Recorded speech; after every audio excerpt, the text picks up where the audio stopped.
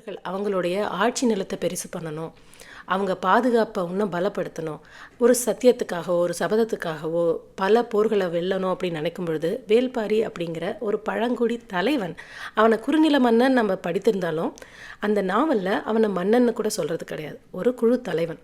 அந்த பரமமலையில் இருக்க அந்த தலைவன் அவனை நம்பி வர அனாதரவாக விடப்பட்ட மற்ற குடியை எல்லாத்தையுமே அரவணைத்து பாதுகாக்கிறான்.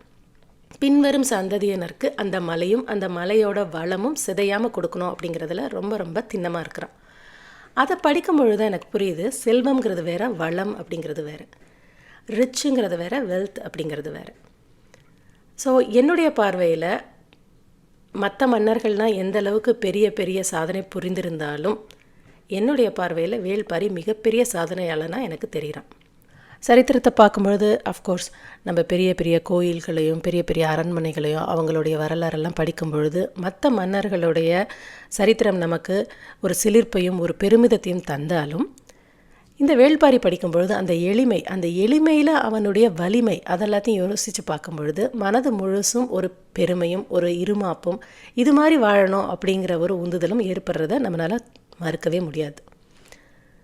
அந்த விதத்தில் வேல்பாரி கண்டிப்பாக மற்ற மன்னர்கள்கிட்டேருந்து எனக்கு வேறுபடுறான். அதே மாதிரி இப்போ ரீசெண்ட் டைம்ஸில் நான் இது மாதிரி நாவல்ஸ் எல்லாம் படித்தது கிடையாதுப்பா. ரீசெண்ட் டைம்ஸாக ஏதாவது ஒரு புதுசாக ஒன்று சொல்லுங்கள் அப்படின்னா மெய்யழகன் படத்தை எடுத்துக்கலாம்.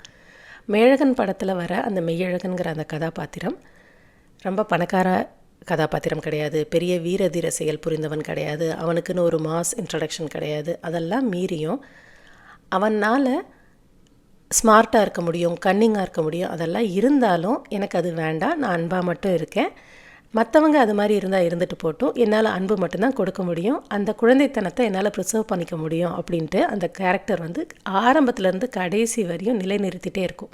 அந்த படம் பார்த்து முடித்தவங்க எல்லாருக்குமே இப்படி யாராவது நம்ம வாழ்க்கையில் இருக்காங்களா, இல்லை நாம் எப்போயாவது இது மாதிரி இருந்திருக்கோமா, நம்ம இப்படி இருந்தால் எவ்வளோ நல்லாயிருக்கும் அப்படின்ட்டு ஏதாவது ஒரு சின்ன விஷயத்துலையாவது நம்ம யோசித்து பார்த்துருப்போம்.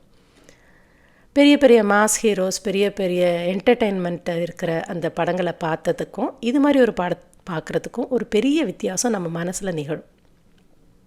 இது ரெண்டுத்துக்கும் இருக்கிற அந்த ஒற்றுமை அப்படின்னு பார்த்தோன்னா, எளிமையாக இருக்கிறதுல எவ்வளோ பெரிய வலிமை இருக்குது.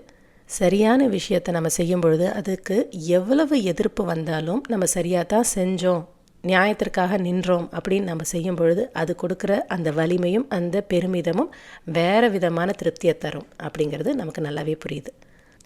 இந்த கருத்தை ஒட்டின ஒரு குரலை தான் இப்போது என்னுடைய தோழி கரோலின் குரலில் நம்ம கேட்க போகிறோம்.